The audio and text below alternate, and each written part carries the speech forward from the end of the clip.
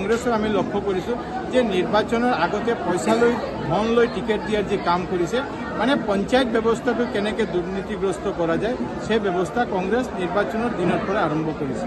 আগামী 2রা মে অনুষ্ঠিত হতে যাওয়া পঞ্চায়েত নির্বাচনে কাছাড় জেলায় বিজেপি অভূতপূর্ব ফল করবে। এই জেলায় বিরোধী বলতে কিছুই দেখা যাচ্ছে না। কংগ্রেস তো অনেক আসনে নিজেদের প্রার্থী দিতে পারেনি, ফলে বিজেপি প্রার্থীরা একতরফাভাবে জয়ী হয়েছেন। এখন বিজেপি কর্মীরা এককাট্টা হয়ে কাজ করলে মহাদেবপুর, গুমরা জেলা পরিষদ সহ কাটিগড়ার বাকি 3টে আসন অনায়াসেই জয়ী হবেন গেরুয়া দলের প্রার্থীরা। কাছাড়ের রাজপুর মার্কেট শেডে পশ্চিম কাটিগড়া মণ্ডল বিজেপি কমিটি আয়োজিত বিজেপির কর্মকর্তা সম্মেলনে এইভাবে বক্তব্য রেখে দলীয় কর্মীদের তাঁতিয়ে গেলেন মন্ত্রী কৌশিক রায়। এদিন অন্যান্যদের মধ্যে বক্তব্য রাখেন কাটিগড়া ভিত্তিক পঞ্চায়েত নির্বাচন পরিচালনা কমিটির কার্যকর্তা সুখেন্দু কর, জেলা বিজেপির সভাপতি রূপম সাহা, পশ্চিম কাটিগড়া মণ্ডল সভাপতি নিরাপদ দেব।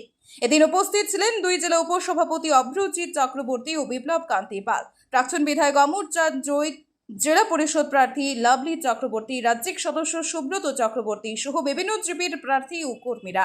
ব্যুরো রিপোর্ট, আজকের বরাত। LIC जिंदगी के साथ भी जिंदगी के बाद भी। আজই আপনার পলিসি করতে যোগাযোগ করুন লাইফ ইন্স্যুরেন্স অ্যাডভাইজার সৌমিত্র পালের সাথে।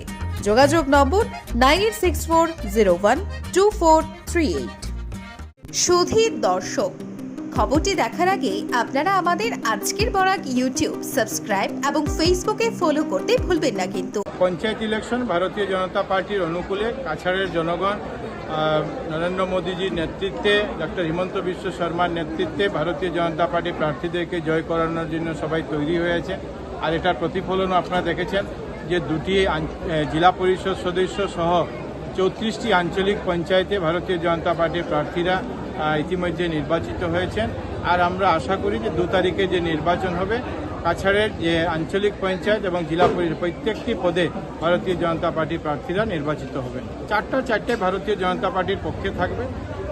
ভারতীয় জনতা পার্টির প্রত্যেক কার্যকর্তা এই পদ্মফুল প্রতীক চিহ্নে যারা প্রার্থী হিসাবে এখানে আছেন প্রত্যেক প্রার্থীর জন্য কাজ করবেন এবং আমরা 4টি জেলা পরিষদ বিপুল ভোটে আমরা নির্বাচিত হব। হৰ্চ মিনিংটো কি কাছাড়ৰ জিলা সভাপতি সুধিব লাগিব। হৰ্চ ট্ৰেডিং আমি কৰিছোঁ তেওঁ নিজৰ মানুহক মানুহে ইলেকশ্যন জিকাৰ পিছত হৰ্চ ট্ৰেডিং কৰে।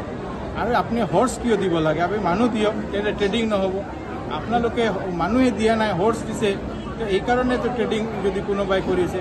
আৰু আমিতো ট্ৰেডিঙৰ কোনো কেণ্ডিডেটে আজিলৈ কোৱা নাই যে বিজেপি কোনো জেগাতে কোনো প্ৰাৰ্থীক ভাবুকি দিছে, কোনো প্ৰাৰ্থীক আমি প্ৰেছাৰ দিছোঁ। কংগ্ৰেছে কেণ্ডিডেটবিলাকে কৈ আছে যে আমি 12 লাখে আমি দিছিলোঁ, 10 লাখ আমাক ঘূৰাই, 8 লাখ আমাক দিয়া নাই, 4 লাখ ঘূৰাই দিছে। এই কথাটো মোৰ নহয়, মিডিয়াত আহি আছে এই কথা, আপোনালোকৰ সংবাদ মাধ্যমৰ মাধ্যমে কথাবিলাক আহি আছে। কংগ্ৰেছ আজিৰ দিনত প্ৰাৰ্থী দিব পৰা নাই। কংগ্ৰেছ এটা চিটত 2টা প্ৰাৰ্থী 3টা প্ৰাৰ্থী দিছে, আকৌ চিঠি দি আছে এইটো উইথড্ৰ কৰিবৰ কাৰণে। কংগ্ৰেছ প্ৰেচিডেণ্টে কৈ আছে MLA বিশ্বাসঘাত কৰিছে, MLA কৈ আছে মই ৰাজনীতি এৰি দিম। এনেকৈ এটা নিৰ্বাচনৰ আগত এটা অবিশ্বাসৰ বাতাবৰণ। সেইকাৰণে এই অৱস্থা দেখি কংগ্ৰেছ প্ৰাৰ্থীবিলাকে ভাৰতীয় জনতা পাৰ্টিৰ হৈ ভাৰতীয় জনতা পাৰ্টিৰ পক্ষত তেওঁলোকে উইথড্ৰ কৰি আছে। আমি আমাৰ প্ৰাৰ্থী দিছোঁ, কোনো ঠাইতে বিজেপিৰ কোনো প্ৰাৰ্থী আজিলৈ উইথড্ৰ হোৱা নাই। আৰু আমি কোনো প্ৰাৰ্থীক হৰ্চ বুলি নাভাবোঁ। আমি ভাৰতীয় জনতা পাৰ্টি যিমান প্ৰাৰ্থী দিছোঁ ভাল প্ৰাৰ্থী আমি দিছোঁ যাতে তেওঁলোকে ৰাইজৰ সেৱা কৰিব পাৰে। কিন্তু কংগ্ৰেছক আমি লক্ষ্য কৰিছোঁ যে নিৰ্বাচনৰ আগতে পইচা লৈ ধন লৈ টিকেট দিয়াৰ যে কাম কৰিছে মানে পঞ্চায়ত ব্যৱস্থাটো কেনেকৈ দুৰ্নীতিগ্ৰস্ত কৰা যায় সেই ব্যৱস্থা কংগ্ৰেছ নিৰ্বাচনৰ দিনৰ পৰা আৰম্ভ কৰিছে। ইয়াতে যুঁজেই নাই।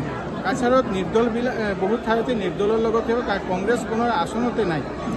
কংগ্ৰেছ প্ৰাৰ্থীয়ে দিব পৰা নাই। কাৰণ কংগ্ৰেছৰ ৰাইজ কংগ্ৰেছৰ লগত কিয় যাব? কংগ্ৰেছৰ লগত যোৱা কোনো কাৰণে অৰুণোদয় আমি দিম, মুখ্যমন্ত্ৰী উদ্যমিতা আমি দিম, আমি SHG আমাৰ মুখ্যমন্ত্ৰী আত্মনিৰ্ভৰ আসাম আমি দিম, প্ৰধানমন্ত্ৰী আৱাসৰ আমাৰ চৰকাৰে দিব। সেইকাৰণে ৰাইজ বিজেপিৰ সঙ্গে ৰাইজ ডেভেলপমেণ্টৰ সঙ্গত আছে আৰু সেইকাৰণে এইটোৰ প্ৰভাৱ এই পঞ্চায়ত নিৰ্বাচনত 100%